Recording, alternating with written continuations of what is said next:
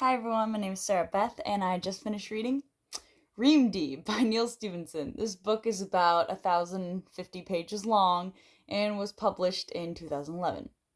So I know this is a rather large book, tome, but don't be misguided. It's actually a really easy read. It's not at all like Cryptonomicon, which is kind of what I was expecting. It's more like Snow Crash, but even easier to read. I was kind of disappointed. I was looking forward to reading something that was going to challenge me and definitely did not feel that reading this book. I guess this is essentially Neal Stephenson saying, "Hey, I don't want to just write for the nerds. Let's broaden the scope of my audience. Let's make something, this a lot easier for people to understand and read, not just the engineers."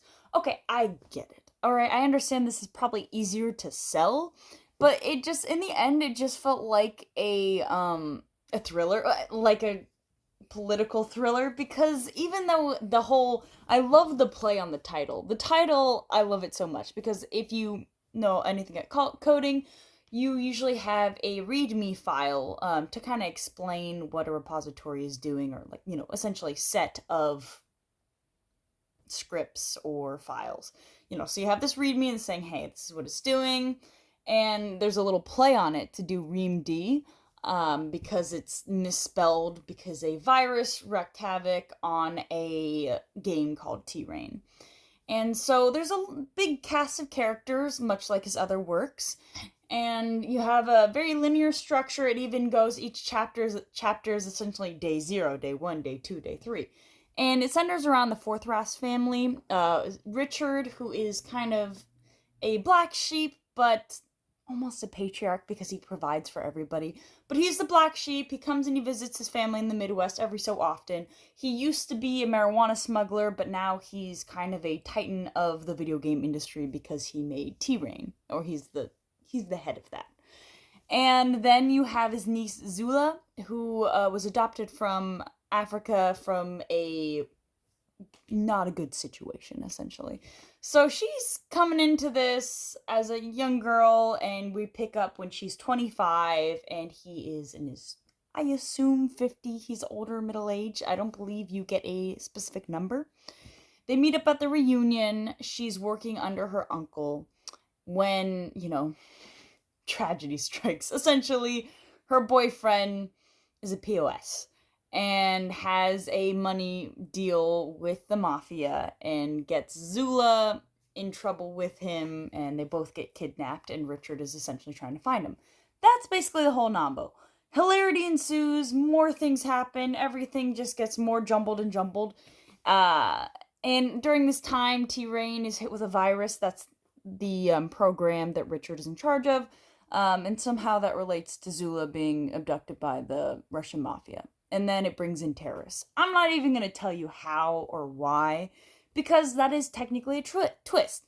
So, I mean, it was definitely, I think it would make a great action movie. I think it would be a lot of fun to watch action-wise, but it definitely wasn't, like, it didn't provoke me in any way, and it didn't make me feel like it give you, especially at the end of the novel, is so fan service. It very much is, everything that you want to happen happens. The people that he said were gonna get together got together. And I'm like, wow, even you're pairing people up, trying to make them romantic interests, and it felt so forced. I like how he used to write his characters, is all I'm saying. And it's funny because someone did tell me before that they love Neal Stephenson, but he's very hit or miss. And it hurts me to say that this is a miss for me, even though I know it has a sequel, and now I have to read the sequel. It's about Richard, which I don't think is a giveaway that he survives the novel, because let me tell you this, everyone who you think is going to survive the novel survives the novel, okay?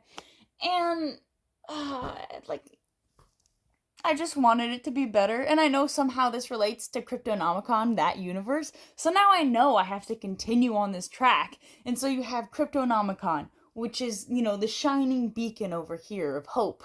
And then you have this book, which, it's fine.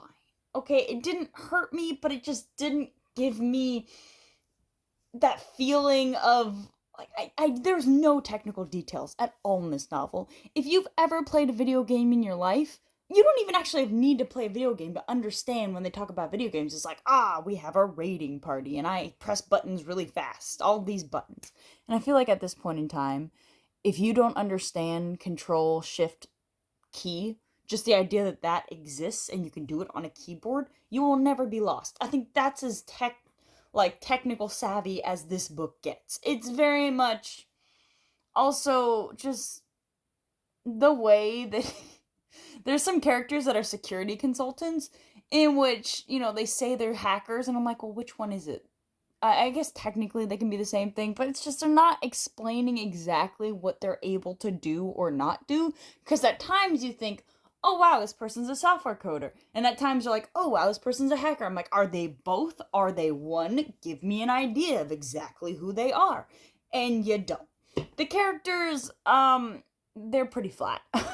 I'm not gonna say that, they're not flat. They're written how I usually write them, but and they got some fun dialogue. So, I mean, I'm not gonna complain about the characters. There's just not a lot to them. I'm really sad that the virus didn't kind of take on the same kind of Snow Crash, where it, became very philosophical about how everybody's addicted to these video games, but I guess he already did that in Snow Crash. I just don't feel like this built upon anything. I didn't feel like I grabbed anything from this book. The prose is fine. Like I said, dialogue is fun to read. It's fun to read. You feel the action, you can read it pretty well. There is a point in the novel, it's like 3/4 of the way through, where there's a few action scenes that are not written the best, a little bit shaky cam in a way, as in you can't really understand who or what he's talking about, but it's very short. I think maybe he was tired when he wrote that. I don't know, and nobody picked up on it. That's the only time where I thought to myself, well, I don't know if I want to keep reading this. But I enjoyed it well enough. I kept reading it. It was pretty fast to read. I wanted more. That's all I'm going to say. I think that if you're a really big fan of Neal Stephenson's writings, I don't think you should read this. Honestly, I think that if you aren't a fan of his writings, then maybe you should read it because it's fun. It's just a fun book. And if you want to read it in, it says techno thriller, but it's not techno thriller. If you just want to read a thriller book in this genre, I would say even more of the political thriller kind of line. If you like Tom Clancy or, those kind of books, I'd say go for it. Read this book. I think that's about the lines of what this book should be categorized as, not his other works. Well, I hope you enjoyed my review and have a good one.